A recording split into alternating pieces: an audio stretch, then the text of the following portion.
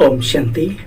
आप सभी बाबा के राज दुलारों को, परम परम परम महान महान महान सौभाग्यशाली दिव्य आत्माओं को, आइए सुनते हैं पुनः आज ईश्वरीय महावाक्यों का सार, निचोड़। ईश्वरीय महावाक्य हमारे लिए वरदान है जीवन में। अगर इन्हें वरदानी रूप में स्वीकार किया जाए तो एक एक शब्द खजाना है, निधि है। कहावत है दुनिया में, लाख टके की बात। अरे ये तो पद्मा पदम टके की बातें हैं। तो आइए, आज बाबा ने हमें किन दिव्य गुणों की तरफ इशारा दिया देवता बनाने हेतु, सुनते हैं। 19/8/2022। मुरली शुरू करने से पहले मैं आप सभी बहन भाइयों को आज के शुभ दिवस की ढेर सारी बधाइयां, ढेर सारी शुभकामनाएं देना चाहता हूं, क्योंकि असली शुभकामनाओं के, बधाइयों के अधिकारी तो हम ही हैं जिन्हें भगवान बधाइयां देता है। बच्चे, दुनिया मनाती है, तुम उनके युग में जा रहे हो। अंग संग होंगे उस बैकुंठ में जहां श्री कृष्ण का साम्राज्य होगा, नारायण का। तो सबसे ज्यादा खुशी हमें है इस जन्म दिवस की, अर्थात जन्माष्टमी की। पुनः आप सभी को जन्माष्टमी की ढेर सारी शुभकामनाएं, बहुत सारी लख लख बधाइयां।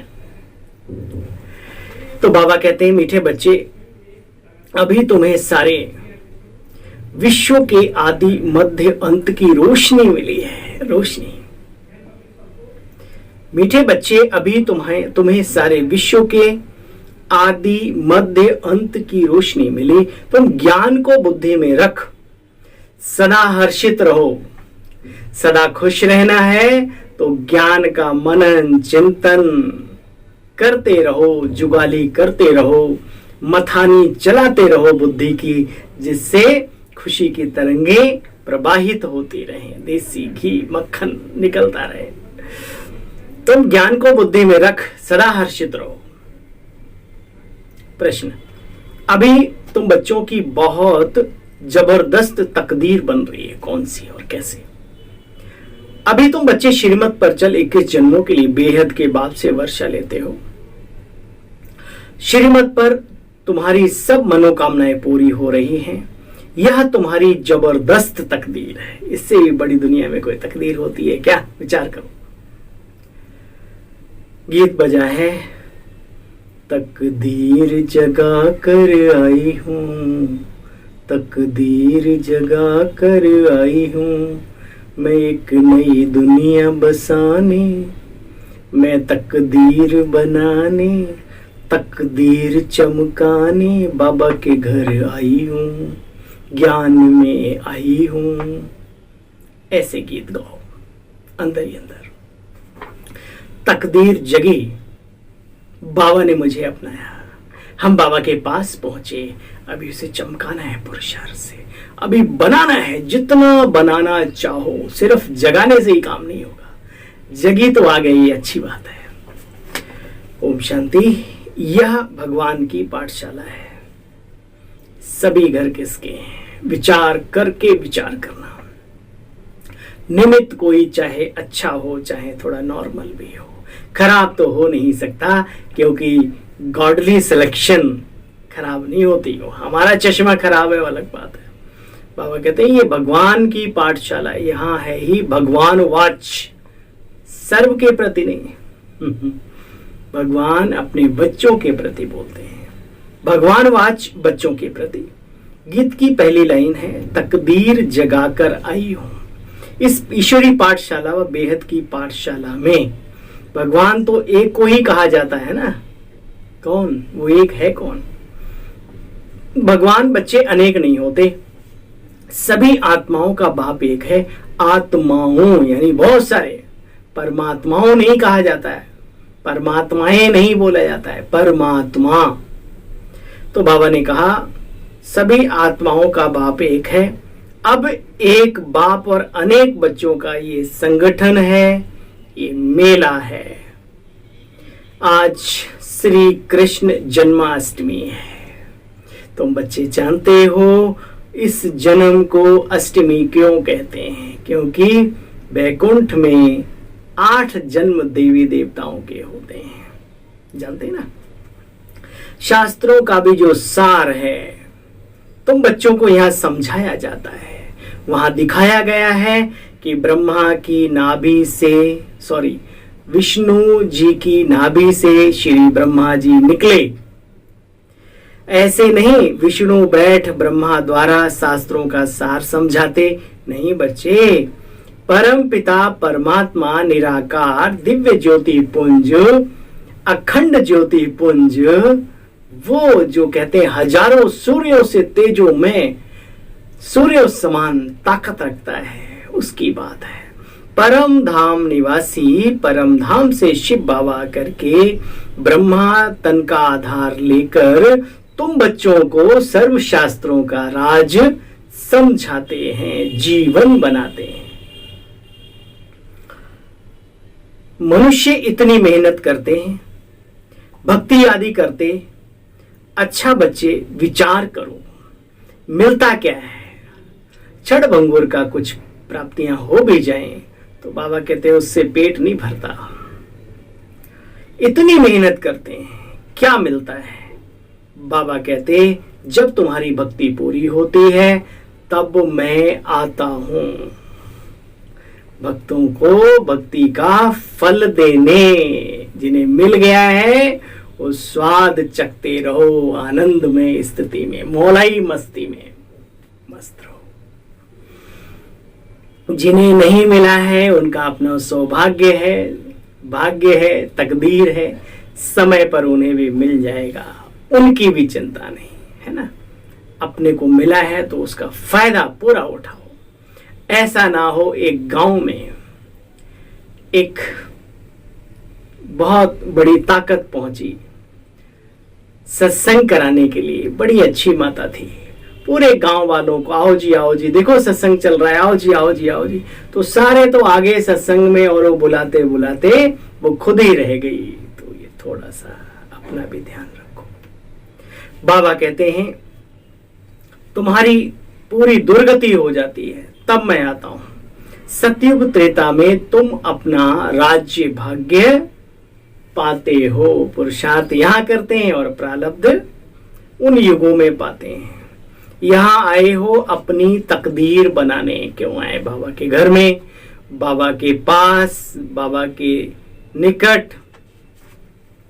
तो तकदीर बनाने अर्थात विश्व का मालिक बनने।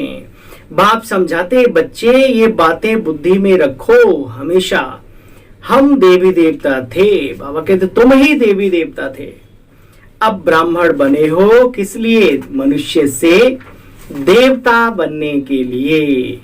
आज है श्री कृष्ण जन्म अष्टमी। कहते हैं, दिखाते हैं देवकी को 8वां बच्चा श्री कृष्ण पैदा हुआ। अब 8वां नंबर श्री कृष्ण जन्म लेते होंगे क्या? वो तो सतो प्रधान दुनिया के बैकुंठ के प्रथम राजकुमार हैं। वाह, कितनी ऊंची नॉलेज है। इन बातों को समझने के लिए बच्चे 7 दिन का कोर्स करना पड़े, नहीं तो समझ में नहीं आती ये बातें। बाबा का ज्ञान सत्य, लेकिन सत्य को समझने के लिए समय तो देना ही पड़ता है। कितनी जबरदस्त तुम्हारी कमाई है बच्चे। अभी श्री श्री की श्रीमत पर चल, तुम्हारी सब मनोकामनाएं, जो शुद्ध कामनाएं, कल्याणकारी कामनाएं, सारी बाबा पूरी करते हैं। 21 जन्मों के लिए तुम बच्चे यहाँ राज्य भाग्य बना रहे हो। ये नई बात नहीं, दुनिया की कहावत भी है। कन्या वो जो 21 कुलों का उद्धार करे। कौन से कुल, कौन सी कन्या और किन कर्मों के आधार पर, ये यहां मिलता है सीखने को। कितनी जबरदस्त तकदीर है तुम्हारी, यह भी जानते हो आएंगे यहाँ वही जो कल्प पहले भी आए थे, और जिन्होंने 84 जन्मों का चक्र इस सृष्टि चक्र में लगाया है। अर्थात सतो प्रधान दुनिया में, दुनिया में सतयुग और त्रेता में जिनका पार्ट है, वही दोबारा से आएंगे, वही आकर के ब्राह्मण बनेंगे, और ब्राह्मण से फिर देवता बनने का पुरुषार्थ भी पुरजोर से, पूरे नाखूनों का, 20 नाखून की ताकत लगा के करेंगे। वो मुख्य बात है बच्चे यहाँ पर, और कई बार कहते हैं मुख्य बात है। परसों नरसों में भी बाबा ने कहा बच्चे लाचारी हालत में कहीं खाना पड़ता है, कुछ आदि आदि, और नहीं तो नौकरी छूट जाए या साथी छूट जाए, घर में झगड़ा हो जाए, तो बच्चे बैलेंस रखो। अब कोई आपको ऐसे नहीं सिखाएगा, बाबा की मुरली ही हमारे जीवन का आधार है, लेकिन बाबा सबको छुट्टी नहीं देते। एक गृहस्थी व्यक्ति है, वो कहीं अटका है, कहीं फंसा है, घर में द्वंद्व ना हो तो बहुत सारी चीजों को चला लेता है, बाबा उसको माफ कर देगा। लेकिन वो कुमार, वो कुमारी जिसके पास सारे साधन है, सुविधाएं हैं, निमित्त भी है, तो अब वो भी बाहर थोड़ा ऐसा, चाहे खान पान हो या कुछ भी हो, तो उसके लिए क्षमा नहीं है। बाहर की दुनिया में भी कहते हैं, 2 व्यक्ति दीवार पे कुछ कर रहे थे, है ना, और लिखा हुआ था यहाँ थूकना मना है, लेकिन वो थूक रहे थे, तो पुलिस ने पकड़ा और बोला भाई इधर आओ, कितना पढ़े हो? बोला मैं साहब बिल्कुल पढ़ा नहीं। बोला अच्छा तुम जाओ, आगे से ध्यान रखना, उधर थूकना नहीं। तुम कितना? बोला मैं इतना पढ़ा हूं। बोला अच्छा तुम 2000 का चालान कर। बोला साहब उसको फ्री छोड़ दिया। बोले वो तो उसकी प्रॉब्लम अलग थी, उसे पता ही नहीं था, लेकिन तुम्हें तो पता था। तो बाबा कहते एक ही चीज सब पर लागू नहीं कर पाती कभी कभी, लेकिन सबको छूट भी नहीं दी जा रही इन शब्दों के कारण से। बाबा ने परसों बहुत अच्छी तरीके से समझाया था। तो आज बाबा ने कहा मुख्य बात है, तब भी बाबा ने कहा मुख्य बात है पवित्र रहने की, पुरुषार्थ करने की, सेवाएं करने की, बाबा के गले का हार बनने की, सतयुग में ऊंच पद पाने के लिए दिव्य गुणों की धारणा करने की मुख्य बात बाबा हमेशा कहते हैं। आज भी बाबा ने कहा मुख्य बात है बेहद के बाप को याद करने की, और 21 जन्म सदा सुख के वर्षे को याद करने की। बाबा को भी याद करो और सुख धाम में जहां जा रहे हैं उसको भी याद करो। सेकंड में स्वर्ग की बादशाही, सेकंड में है ना, मानुक ते किए देवता करत न लागी बार। क्यों लिखा है, क्या कारण है, कब मनुष्य को देवत्व पद की प्राप्ति कराई? और भी कहते देवताओं का देवत्व जब नष्ट हो गया तो ज्ञान अमृत का पान कराया, है ना। सारी बातें आकर के इस संगम पर, इस विद्यालय में, इस यज्ञ में हम ब्राह्मणों के ऊपर सेट होती हैं। बाबा कहते जब तक, अब ये बात भी है, जब तक बाबा की पहचान पूरी बुद्धि में बैठी नहीं कि वो कौन है, कहां का है, वो हमारा कौन है, वो क्या करने आया है, तब तक ये कुछ भी समझ नहीं सकेंगे, ज्ञान ही बुद्धि में नहीं बैठेगा। इसलिए पढ़ो, समझो, क्लासों को सुनो, अपने आप को पहले ज्ञान से परिपक्व करो। इसलिए लिखा हे अर्जुन मुझे ज्ञानी तो आत्मा अति प्रिय है, और योगी तो बन ही जाती है ऐसी आत्मा जो ज्ञान से संपन्न होती है। उसे मालूम है मेरा ज्ञान से नहीं, लेकिन तपस्या से, अच्छे कर्मों को करने से हमारा कल्याण है, हमारा भला है, आदि आदि। यहां कोई साधु संत आदि तो है नहीं, ये तो ईश्वरीय कार्य है, भगवान की पाठशाला है। बाबा ने कहा देखो बच्चे, कोई कहते हैं हमें फुर्सत नहीं, मरने की भी फुर्सत नहीं। हमारे भाई साहब बहुत अच्छी अच्छी चीजें बना करके गए, लिख करके गए। हाँ, कहते हैं एक सेठ के पास जाते थे, भाई कुछ सेवा करो, कुछ जीवन अच्छा बनाओ, ईश्वरीय ज्ञान को सुनो समझो।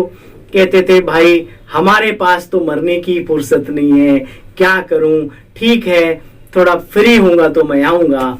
दोबारा 2-3 महीने के बाद जब गए तो हाँ, उनकी एक फोटो और एक नेम प्लेट लिखी हुई थी। जिन्हें मरने की भी फुर्सत नहीं थी वो चले गए। बताओ, काश उस मरने की फुर्सत से पहले कुछ ऐसा काम कर लिया होता जो बाद में भी काम आता, वर्तमान में भी काम आता, तो क्या कहने।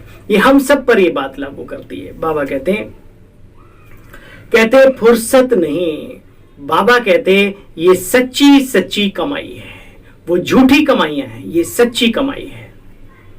तुम तो पदम पति बनते हो, बाकी इस समय तो झूठी साहूकारी है। कब नष्ट हो जाए साहूकारी, कब खिसक जाए कुर्सी, कांटों का ताज है ये, कब चुभने लगे सर में कुछ पता नहीं। आज की कलयुगी दुनिया की पोजीशन यही है, हर पोजीशन वाले की। बाबा कहते कितने भी भल लखपति करोड़पति अरबपति हो, गवर्नमेंट भल उनसे कर्जा लेती हो, लेकिन बाबा फिर कहते हैं बच्चे, भगवान कह रहा है, कोई डरने की बात नहीं। झूठी माया झूठी काया झूठा सब संसार, सांस पूरी होते ही आत्मा के शरीर बाहर जाते ही सब कुछ उस व्यक्ति के लिए मिट्टी, उसका कोई अधिकार नहीं। भले वो दोबारा ही उस घर में पैदा हो जाए आके, लेकिन वो वाला अधिकार उसे नहीं मिलेगा। बाबा कहते हैं बाप बैठ समझाते, तुमको मैं आकर के कितना साहूकार बनाता हूं। रावण ने 5 विकारों ने तुम्हें कितना दुखी बना दिया था। ये लड़ाई की बात नहीं, बाबा कहते विकारों पर जीत पानी है। 5 भूतों के वश तुम बच्चे होते गए, देखो तुम्हारा क्या हाल हो गया। इसलिए फिर बाप को आना पड़ता है सदगति करने के लिए। अच्छा के बाद सोते हुए भी जागृत हो जाते हैं, जो माया की नींद में सोते ना, अच्छा सुनते ही उन्हें करंट लगता है। देखा क्लास में, अनुभव तो करते हो ना आप सभी। तो अच्छा, मीठे मीठे सिकीलदे बच्चों प्रति माता पिता बाप दादा का याद प्यार और गुड मॉर्निंग। रूहानी बाप की रूहानी बच्चों को नमस्ते। हम सब रूहानी बच्चों की रूहानी बाप दादा आपको भी जिगरा से नमस्ते नमस्ते नमस्ते। तो आइए, सार का भी सार। पद्मा पतम पति बनने के लिए सच्ची कमाई करनी, कमाई में बहाना नहीं देना। कहते ना फुर्सत नहीं मिलती, तो भाई फुर्सत निकालो अच्छे कर्मों के लिए, भविष्य के लिए भी कुछ जमा करो अपना। बहाना नहीं देना, पढ़ना रोज है, कुछ भी हो। आश्रम पर जाकर के बाबा की क्लास करना बहुत बहुत बहुत अनिवार्य है, क्योंकि व्यक्तिगत रूप से आप वीडियो देखते हैं, वो करते हो, अच्छी बात है, दिन में कभी भी देख लो सुनो, लेकिन एक चीज पक्की करो, जो वातावरण का फायदा, जो आत्माओं के अंदर से निकली हुई जो फ्रीक्वेंसी है, उसकी जो ताकत है, जो ब्राह्मणों के चेहरों से जो खुशनसीबी झलकती है, वो मोबाइल में आपको नहीं मिलने वाली।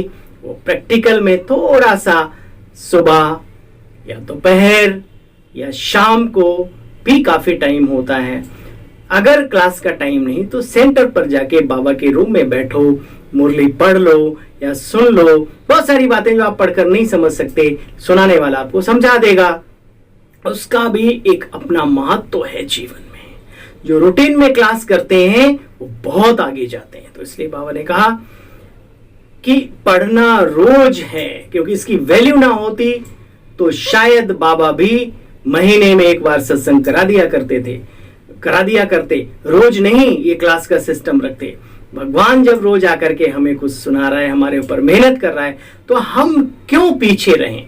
तो बाबा कहते हैं अभ्यभिचारी एक बाप की याद में रहना है, यही पाठ पक्का करो। मेरा तो एक गिरधर गोपाल, दूसरा ना कोई। ये मीरा ने किया था, मेरा तो एक शिव बाबा, दूसरा ना कोई, बस एक मैं एक तू, तीसरा कोई नहीं, है ना।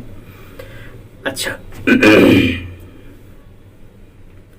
सदा एक बाप के स्नेह में समाये हुए, सर्व प्राप्तियों में संपन्न और संतुष्ट भव। सदा एक बाप के स्नेह में समाये हुए, सर्व प्राप्तियों से संपन्न संतुष्ट भव। बाबा ने दे दिया। जो बच्चे सदा एक बाप के स्नेह में समाये हुए रहते हैं, बाप उनसे जुदा नहीं और वे बाबा से भी जुदा नहीं हो सकते। हर परिस्थिति में बाबा साथ खड़ा है, भले वो भूल भी जाएं। बहुत सारी ऐसी हमने अनुभवों की बातें सुनी। बहनें ऑटो में बैठी, उसकी नियत गड़बड़ हुई, है ना। पंजाब की बात कि बहनों की कार खराब हो गई, उन्होंने थोड़ी सी मदद मांगी, तो उस व्यक्ति ने जो आया कार से निकल के उसका हाथ ऐसे ही रह गया। उस समय उन्होंने बाबा को, अरे वो बाबा में समाई हुई थी, बाबा ऐसे से कैसे दूर हो सकता है। ऑटो में देखा तीसरा बुजुर्ग व्यक्ति बैठा, वे किराया दो उसका भी, आप जानते हैं उनको, क्या रिपीट करूं। तो उस समय बहनों ने, दिल तो बाबा के पास है, समझ तो गए अच्छा बाबा चलो जो, लेकिन बाबा ऐसे बच्चों के ऊपर हमेशा एक छतरी लगा के रखता है। बच्चे सुरक्षा कवच, कुछ नहीं कोई बिगाड़ सकता दुनिया की ताकत। बाप, जो बच्चे सदा एक बाप के प्यार में समाये रहते हैं, स्नेह में समाये रहते हैं, बाप उनसे जुदा नहीं और ये बाबा से भी वो आत्माएं जुदा नहीं। स्नेह में समाई हुई आत्माओं को कोई भी सहारा, कोई भी सांसारिक व्यक्ति, पदार्थ अपनी ओर आकर्षित नहीं कर सकता। स्नेह में समाई हुई आत्माएं सदा सर्व प्राप्ति संपन्न होने के कारण सहज ही एक बाबा दूसरा ना कोई, एक बाप दूसरा ना कोई इस अनुभूति में रहती है। समाई हुई आत्माओं के लिए एक बाप ही संसार है। स्लोगन, हद के मान शान के पीछे दौड़ लगाने के बजाय, हद के मान शान के पीछे दौड़ लगाने के बजाय स्वमान में रहना ही श्रेष्ठ शान है। हद के मान शान के पीछे दौड़ लगाने के बजाय स्वमान में रहना ही श्रेष्ठ शान है। शान जीते हैं शान से, ये बाबा के बच्चों के मुख से ही शब्द निकल सकते हैं। अच्छा भाई, आप सभी को पुनः अपने सेवा साथी भाई की ओम शांति और आज के शुभ दिवस की, जो हमारे ही बाबा की यादगार का शुभ दिवस है, क्योंकि आत्मा तो वही है ना जिसका जन्मदिन आज भी बड़ी हर्षोल्लास के साथ मनाया जाता है। तो भाई पुनः एक बार आप सभी को ढेर सारी बधाइयां, बहुत सारी शुभकामनाएं स्वीकार हो। ओम शांति, ओम शांति, ओम शांति। मुरली अच्छी लगती है, समझ में आती है, मुरली का सार समझ आता है तो पहुंचाइए अपनों तक। जितने भी ग्रुप्स में आप जुड़े हैं और एडमिन ने परमिशन दे रखी है तो अवश्य इस वीडियो को शेयर भी करें और सब्सक्राइब करने के लिए भी सभी को प्रेरित करें, क्योंकि ये भी बाबा का ही कार्य है। अच्छा, ओम शांति।